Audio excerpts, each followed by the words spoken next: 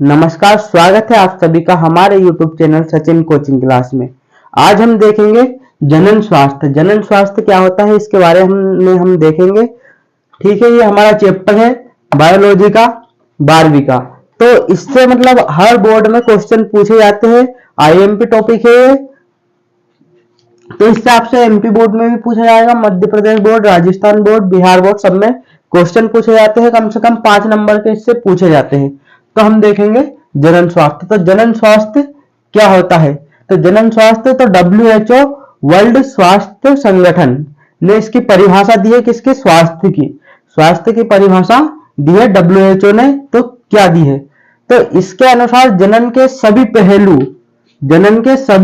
सहित एक संपूर्ण स्वास्थ्य, एक व्यक्ति स्वास्थ्य कब हो सकता है? स्वास्थ्य जब वो शारीरिक रूप से भी स्वास्थ्य हो और भावनात्मक रूप से भी स्वास्थ्य हो।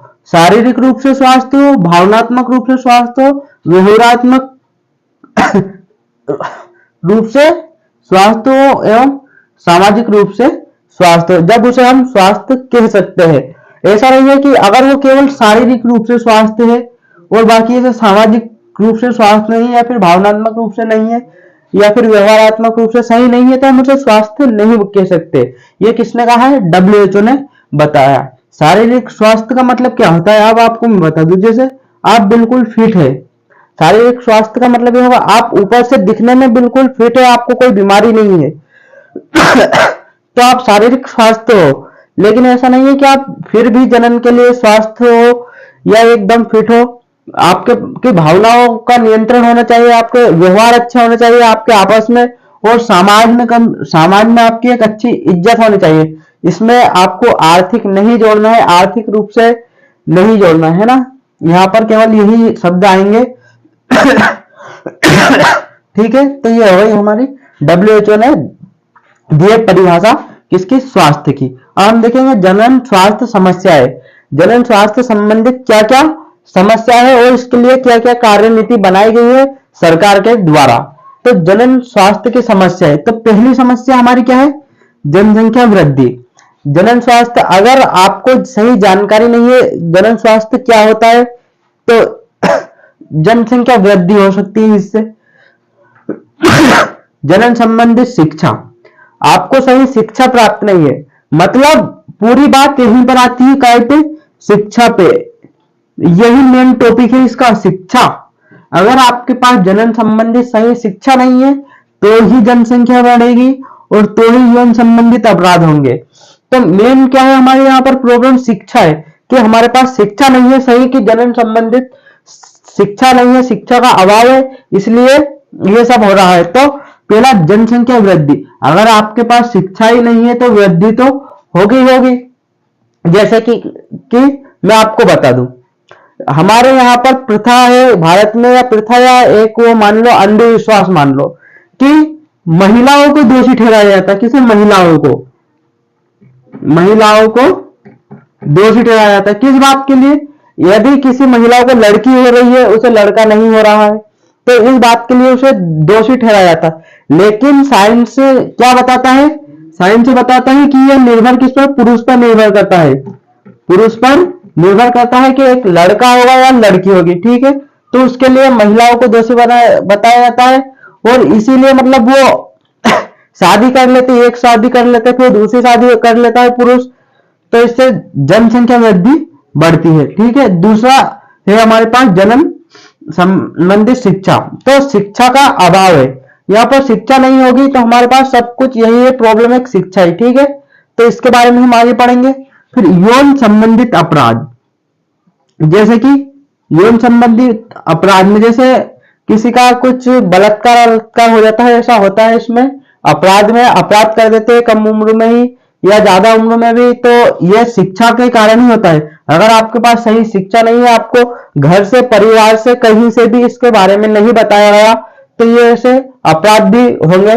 फिर अपराध होंगे तो रोग होगा ये क्या? STD, इसे यौन संचारित रोग या STD कहते हैं ठीक है, ये क्या होता है? तो STD के बारे में हम आगे पढ़ेंगे। ये सेक्सुअल ट्रांसफर डिसीज होते हैं, बीमारियां होती है, तो हम ये आगे पढ़ेंगे।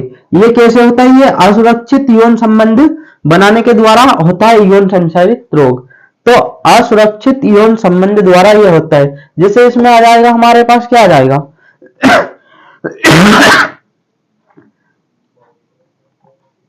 इसमें एड्स आ जाएगा, एसटीडी, गोनेरिया, ऐसे रोग आदि आ जाएंगे। अब आगे हम देखेंगे यौन शोषण। यौन शोषण कैसे होगा? जब पूरी मेन बात कहां पर जाती है? हमारी शिक्षा पर। अगर ये नहीं रहेगा तो ये यौन संचालित रोग हो गए, और फिर ये शोषण होगा। शोषण किस प्रकार से होगा? कि आपको कोई भी कैसे भी बातों में फंसा सकता है इसके लिए कि यौन शोषण हो जाए आपका। फिर बाल विवाह। बाल विवाह भी एक बहुत बड़ी समस्या है हमारे यहाँ, लेकिन अब इसकी उम्र बढ़ा दी गई है बाल विवाह की हमारे देश भारत में। इसमें लड़की की उम्र कितनी कर दी गई है? लड़की लड़की की उम्र 18 वर्ष कर दी गई है, और लड़के की उम्र 21 वर्ष कर दी गई है। तो बाल विवाह, लेकिन फिर भी अभी भी बाल विवाह होते हैं, और यह बाल विवाह भी जनसंख्या वृद्धि का एक प्रमुख कारण यहां पर बन जाता है। तो ये हो गई हमारी समस्याएं, काय की समस्याएं, जनन स्वास्थ्य की ये समस्याएं हो गई हमारी 6 समस्याएं, और आगे की समस्याएं और देखेंगे हम, ठीक है। इसके बाद हम देखेंगे जनन संबंधित कार्य नीति। तो भारत सरकार द्वारा क्या क्या कार्य नीति अपनाई गई जनन स्वास्थ्य संबंधित? तो इसमें पहली कार्य नीति है परिवार नियोजन योजना। कौन सी? परिवार नियोजन योजना। तो परिवार नियोजन योजना ये जनसंख्या नियंत्रण को रोकने के लिए एक योजना लाई गई थी, परिवार नियोजन। और कब लाई गई थी? ये 1951 में लाई गई थी। 1951 में परिवार नियोजन नामक एक योजना लाई गई। और भारत में, कहा? भारत पहला देश, भारत पहला देश था जिसने इस प्रकार की योजनाओं को चालू किया जनसंख्या को नियंत्रण करने के लिए। मतलब भारत को बहुत पहले पता चल गया था कि जनसंख्या वृद्धि एक कारण का एक बहुत बुरा कारण बन सकती है, कि जनसंख्या वृद्धि एक खतरनाक रूप ले सकती है। इसके लिए भारत ने फिर योजना चलाई। मतलब भारत को पहले ही पता चल गया था कि जनसंख्या बढ़ेगी और बहुत ज्यादा बढ़ेगी, और इसके बहुत सारे दुष्प्रभाव होंगे। इसलिए भारत ने योजना चलाई थी, और भारत को बहुत पहले पता चल गया। तो भारत ने सर्वप्रथम परिवार नियोजन योजना चलाई थी। कब चलाई थी? 1951 में। 1951 में परिवार नियोजन योजना लाई गई जनसंख्या को नियंत्रित करने के लिए। फिर इसको 1977 में, इस परिवार नियोजन योजना को ही 1977 में बदल के परिवार कल्याण का नाम दे दिया। क्या दे दिया? परिवार कल्याण का नाम दे दिया है, जिसे आज भी हम परिवार कल्याण के नाम से जानते हैं। तो परिवार नियोजन का क्या मतलब है? तो परिवार नियोजन का तात्पर्य है उन युक्ति से होता है जो किसी व्यक्ति विशेष को कुछ उद्देश्य देती हो। उद्देश्य मतलब उसे कुछ निर्देश देती हो कि हमें क्या करना चाहिए। तो इसके लिए कुछ बिंदु बताए गए हैं। इस योजना के तहत कुछ बातें बताई गई है जो यहाँ पर लिखी है, तो ये देखते हैं। तो परिवार में बच्चों की संख्या का निर्धारण करना, मतलब परिवार में बच्चों की संख्या का निर्धारण करना। तो यहाँ पर एक नारा दिया गया था, बच्चों की संख्या का निर्धारण करना। तो यहाँ पर एक नारा दिया गया था। कौन सा नारा था वो आपको पता होगा। तो यहाँ पर कौन सा नारा था? यहाँ पर नारा था हम दो हमारे दो। कौन सा? हम दो हमारे दो। ठीक है, तो ये नारा दिया गया था।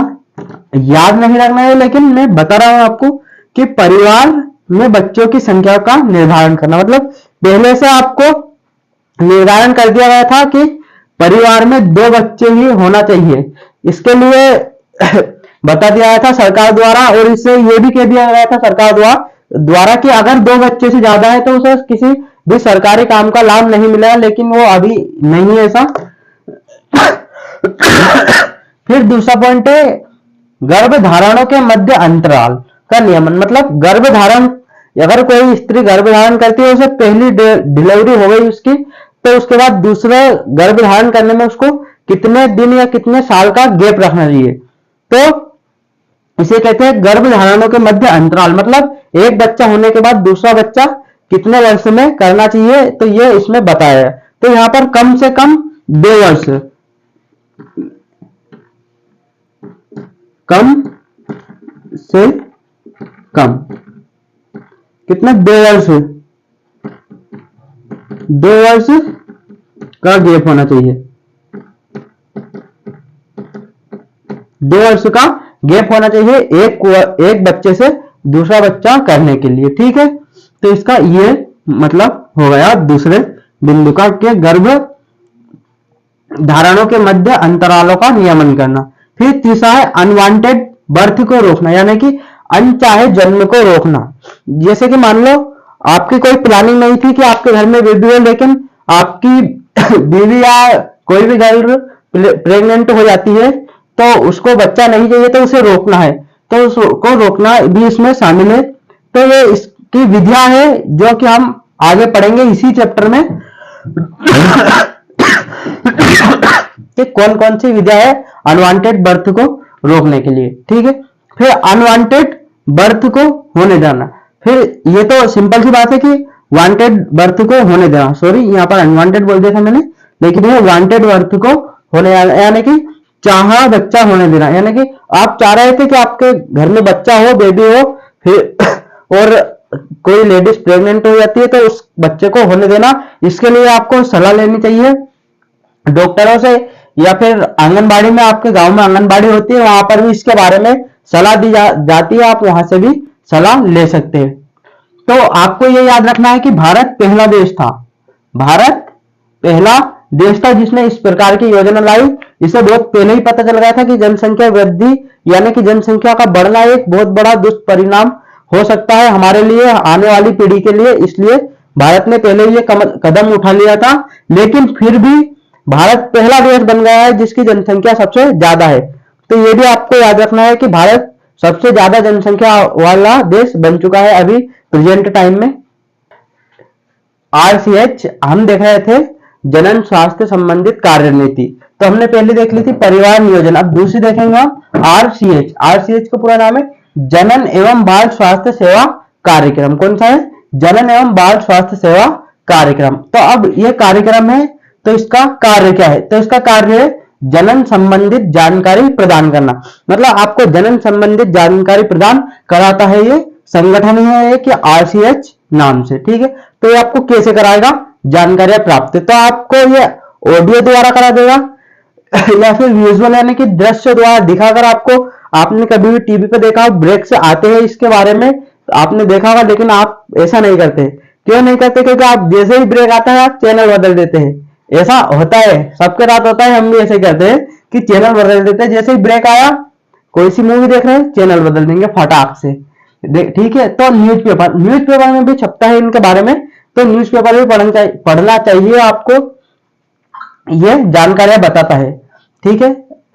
तो पहले हम देखेंगे एमनियोसेंटेसिस, उल्बवेधन के बारे में बताता है। तो उल्बवेधन क्या होता है ये हम आगे देखेंगे इस चैप्टर में, ठीक है। तो उल्बवेधन में ना क्या होता है, लिंग का पता किया जाता है और आनुवांशिक रोग होता है कोई सा भी, तो उसका पता किया जाता है इसमें उल्बवेधन यानी कि एमनियोसेंटेसिस में। तो एमनियोसेंटेसिस ये होता है, और एमनियोसेंटेसिस कब कराया जाता है ये देखेंगे हम। तो एमनियोसेंटेसिस कब कराया जाता है? तो एमनियोसेंटेसिस कराने के कब कराया जाता है? तो 14 से 16 सप्ताह के बाद। समझो कैसे, कोई लेडीज प्रेग्नेंट है, ठीक है, अब उसे उसके गर्भ में पड़ रहे भ्रूण के बारे में जानकारी पता करना है। क्या पता करना है? उसका लिंग पता करना है। लिंग तो बताया नहीं जाता आजकल, भारत में बैन हो गया है, ठीक है। तो आनुवांशिक रोगों का पता लगाना है। तो आनुवांशिक रोगों का पता लगाना है, तो कैसे, कब लगा सकते हैं इसका पता? तो 14 से 16 सप्ताह के बाद, यानी कि जब वो गर्भ धारण कर लेगी, तो गर्भ धारण के 14 से 16, कितने? 14 से 16, 14 से 16 सप्ताह, ठीक है। गर्भ धारण के 14 से 16 सप्ताह के बाद ये जानकारी प्राप्त करा सकते हैं एमनियोसेंटेसिस के द्वारा, ठीक है। तो दूसरा पॉइंट है भ्रूण के लिंग का पता कराना। क्यों कराया जाता है एमनियोसेंटेसिस? तो एमनियोसेंटेसिस क्यों कराया जाता है? तो एमनियोसेंटेसिस कराने का कारण क्या है? भ्रूण के लिंग का पता लगाना, यानी कि गर्भ में पल रहे भ्रूण के लिंग का पता कराने के लिए एमनियोसेंटेसिस कराया जाता है। लेकिन ये बैन है ये बैन है भारत में। आप भ्रूण के लिंग का पता नहीं कर सकते। क्यों नहीं कर सकते? क्योंकि हमारे यहाँ पर ऐसा होता है कि अगर आपको पता चला है कि गर्भ में पल रहा भ्रूण एक लड़की है तो उसका एमटीपी करा दिया जाता है। एमटीपी क्या होता है? यानी कि वो गिरवा दिया जाता है बच्चा, ऐसा बोला जाता है। एमटीपी का मैं आपको आगे पढ़ाऊंगा, एमटीपी भी इसी चैप्टर में आएगा, ठीक है। इसका प्रमुख कार्य क्या है? मुख्य कार्य इसीलिए है, इसका मुख्य रीजन ये है, इसका मुख्य रीजन क्या है? आनुवांशिक रोगों का पता लगाना। कि एक बच्चा पल रहा है गर्भ में, अगर उसे कोई आनुवांशिक रोग है तो उसका एमटीपी करा सकते हैं हम, है ना, ठीक है। क्योंकि वो बाहर आएगा, जैसे उसका हाथ पैर कुछ काम नहीं कर रहा है, उसे आनुवांशिक रोग है, तो उसे इस दुनिया में लाने से मतलब ही क्या है? इसके लिए यहाँ पर करा दिया जाता है एमटीपी, रोगों का पता लगाने के लिए, या फिर उसे पहले ही गर्भ में ही ठीक किया कर दिया जाता है। आनुवांशिक रोगों को गर्भ में ही ठीक कर दिया जाता है मेडिसिन के द्वारा। तो इसका मेन कार्य यही है, मेनली आपको यही रखना है। अगर ऑब्जेक्ट में पूछ ले आपसे कि एमनियोसेंटेसिस का मुख्य कारण क्या है, तो ऑप्शन में यह भी देगा आपको कि भ्रूण के लिंग का पता करना और आनुवांशिक रोगों का पता लगाना। तो आपको आनुवांशिक रोगों का पता लगाना ही करके आना है, ये नहीं करके आना है, ठीक है। तो ये सही माना जाएगा आपका, ठीक है। अब कैसे करते हैं एमनियोसेंटेसिस? कैसे करते हैं? तो भ्रूण होता है गर्भ में। कहां पर? गर्भ में होता है। देखो गर्भ बना गर्भाशय बना देता हूं, ये गर्भाशय में भ्रूण है। तो भ्रूण है ना, एक द्रव के अंदर तैरता रहता है। गर्भाशय में एक द्रव के अंदर तैरता रहता है, द्रव भरा होता है। तो उसी द्रव को हम क्या कहते हैं? एमनियोटिक द्रव, एमनियोटिक द्रव कहते हैं।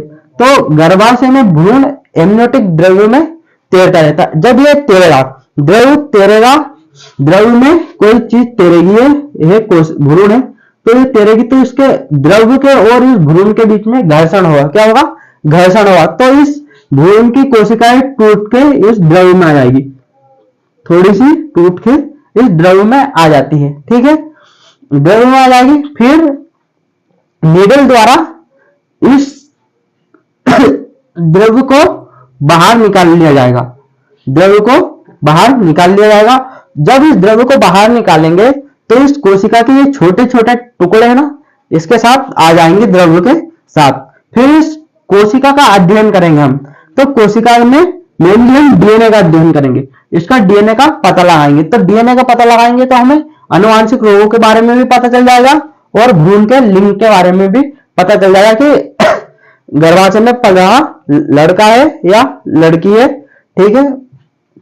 तो ये हमें पता चल जाएगा, लेकिन ये डॉक्टरों के द्वारा बताया नहीं जाता है, ये नहीं बताया जाता, मेनली आनुवांशिक रोगों को ही बता दिया जाता है। तो हमने ये दूसरा संगठन पढ़ लिया है, क्या है? आरसीएच, इसका नाम है जनन एवं बाल स्वास्थ्य सेवा कार्यक्रम, ठीक है।